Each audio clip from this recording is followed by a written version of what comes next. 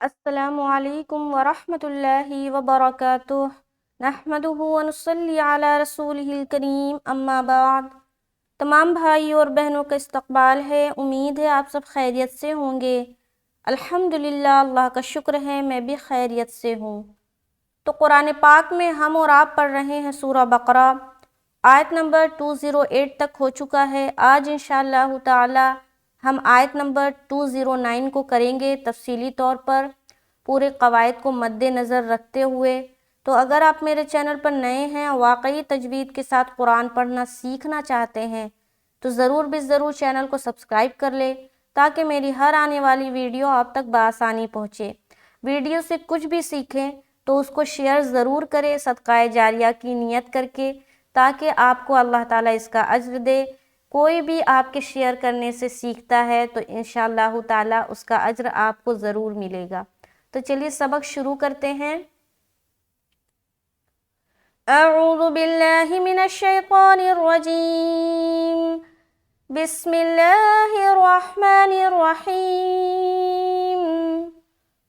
فَإِن زَلَلْتُم مِّن بَعْدِ مَا جَاءَتْكُمُ الْبَيِّنَاتُ فَاعْلَمُوا أَنَّ اللَّهَ عَزِيزٌ حَكِيمٌ۔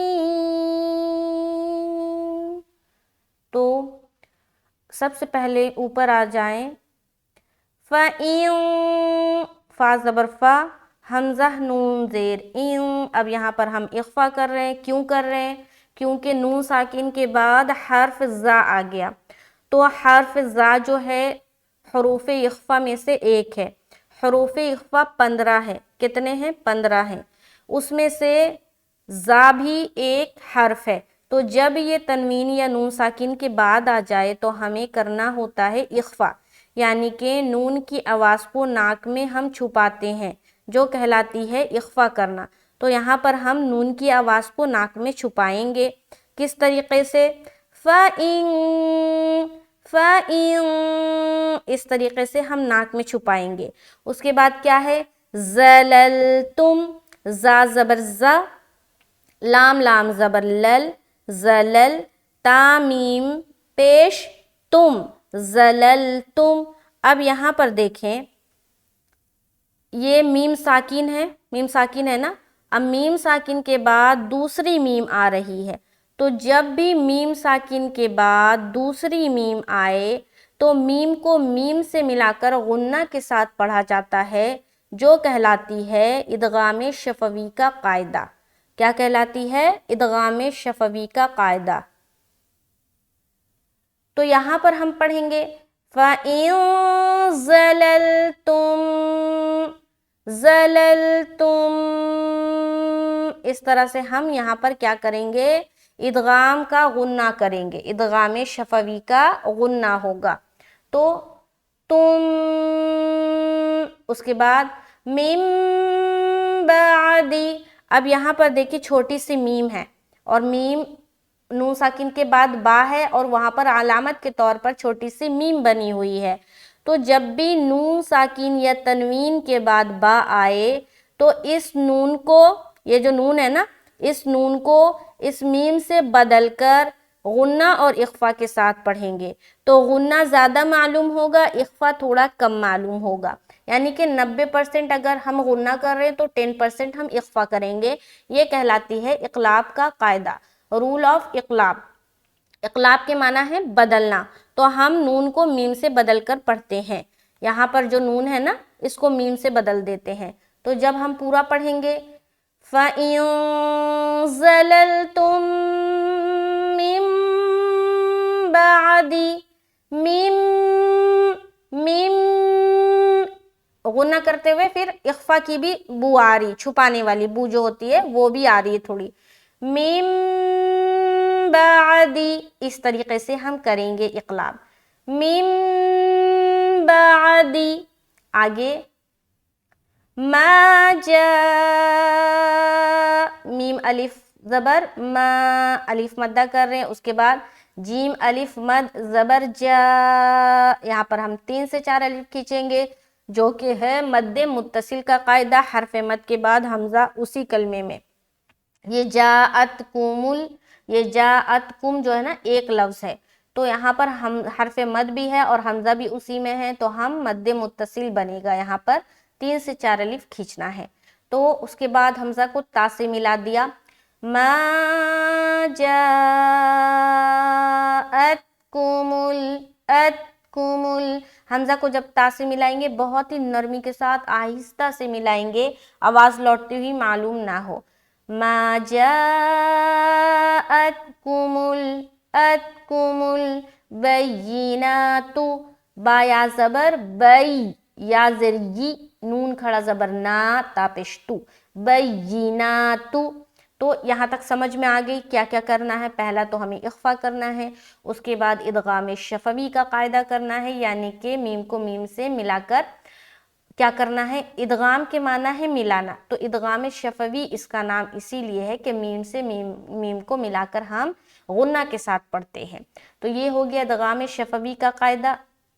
اس کے بعد اقلاب کا قاعدہ غنہ اور اخفا کے ساتھ پڑھیں گے. اس کے بعد الف مدہ کیا، جا میں ہم نے مد کیا، مد متصل، حمزہ کو تا سے ملایا، کاف کو پیش کے ساتھ، میم کو پھر لام میں ملایا. پھر بیناتو، یا میں سختی کریں گے، بیناتو بیناتو. یہاں تک ہو گیا. یہاں تک دیکھیں. فَإِن زَلَلْتُم مِّن بَعْدِ مَا جَاءَتْكُمُ الْبَيِّنَاتُ. یہاں تک سمجھ آ گئی. آگے چلیں. فَاعْلَمُوا، فَعِن زبر فَع، لام زبر ل، میم واو مد پیش مو، فَاعْلَمُوا. ٹھیک ہے. یہاں پر دیکھیں حرف مد ہے، یہ فَاعْلَمُوا ایک لفظ ہے، حرف مد اس میں آ رہا، انا ایک الگ لفظ ہے، حمزہ اس میں آ رہا، تو کون سا مد ہو گیا؟ مد منفصل. اس کے بعد ان اللہ، ان میں نون مشدد کا غنہ، پھر نون کو لام سے ملا دیا، نَاللَّہ، لفظ اللہ کا لام کو موٹا رکھیں گے، ان اللہ، ان اللہ. ٹھیک ہے. اللہ. اس کے بعد عزیز حکیم، عزیز حکیم. عین زبر ع، زا یا زیر زی، زا دو پیش زن، عزیزن. زا میں سیٹی والی آواز آئے گی، عین کو حلق سے نکالنا ہے. یہاں پر یا مدہ کر رہے عزی. اس کے بعد زن. اب یہاں پر زا کے اوپر دو پیش کی تنوین ہے، دو پیش کی تنوین کے بعد حرف ح آ گیا، تو یہاں پر ہم کیا کریں گے؟ اظہار کریں گے، یعنی کہ نون کی آواز کو ظاہر کریں گے. تو یہاں پر ہم کریں گے عزیز حکیم، حکیم، یا مدہ، اس کے بعد میم کے اوپر اسٹاپ. اظہار جو ہم کرتے ہیں وہ سمپل پڑھ کے نکلنا ہے، یعنی نون کی آواز ظاہر ہو گئی، اس کے بعد ہم نکل جاتے ہیں، وہاں پر رکاوٹ نہیں کرنا. پوری آیت کو دیکھیں. فَإِن زَلَلْتُم مِّن بَعْدِ مَا جَاءَتْكُمُ الْبَيِّنَاتُ، مَا جَاءَتْكُمُ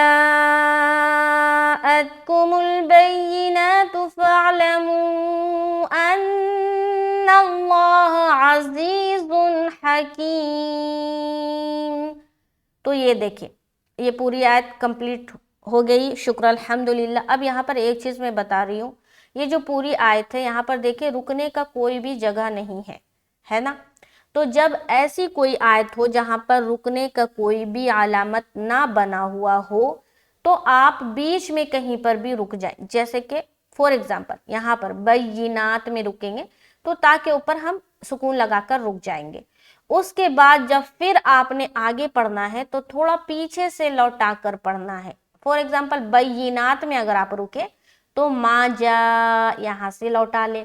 فور ایگزامپل آپ نے فَاعْلَمُوا میں روکے، آپ نے یہاں پر سٹاپ کیا، تو پھر فَاعْلَمُوا سے آپ نے اٹھانا ہے. جیسے کہ فَإِن زَلَلْتُم مِّن بَعْدِ مَا جَاءَتْكُمُ الْبَيِّنَاتُ فَاعْلَمُوا، تو ہم نے فَاعْلَمُوا میں رکا، اس کے بعد پھر یہاں سے اٹھائیں گے فَاعْلَمُوا أَنَّ اللَّهَ عَزِيزٌ حَكِيمٌ، تو سمجھ میں آ گئی. جب آپ بیچ میں رکیں گے جہاں پر علامت نہیں ہے تو آپ کو پھر تھوڑا پیچھے سے لوٹانا پڑے گا کیونکہ معنی چینج ہو جانے کا ڈر ہوتا ہے.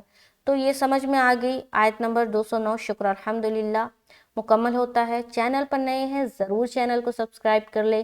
میرے لیے خاص دعا کرے کہ اللہ تعالیٰ میری اس محنت کو قبول فرمائے. یقین جانے سمجھانے میں اور بہت زیادہ وقت لگتا ہے کیونکہ ہر چیز کو مد نظر رکھ کر سمجھانا پڑتا ہے. تو دعا کرے کہ اللہ تعالیٰ میری اس محنت کو قبول فرمائے اور مجھے مزید علم سے نوازے. اور اگر ویڈیو سمجھ میں آتی ہے سمجھانے کا طریقہ تو ضرور شیئر کرے. جب آپ کو سمجھ آ جائے تبھی شیئر کرے کیونکہ اگر آپ کو سمجھ نہیں آیا تو پہلے خود سمجھے اس کے بعد دوسروں کو شیئر کرے کیونکہ اسلام کا یہی طریقہ ہے. جب کوئی چیز آپ سیکھیں پہلے خود سمجھے اس کو عمل میں لائے پھر دوسروں تک پہنچائیں. تو اسی طریقے سے آپ نے بھی کرنا ہے. تو ملتے ہیں نیکسٹ کلاس میں. مجھے دعاؤں میں یاد رکھیے. السلام علیکم ورحمۃ اللہ وبرکاتہ.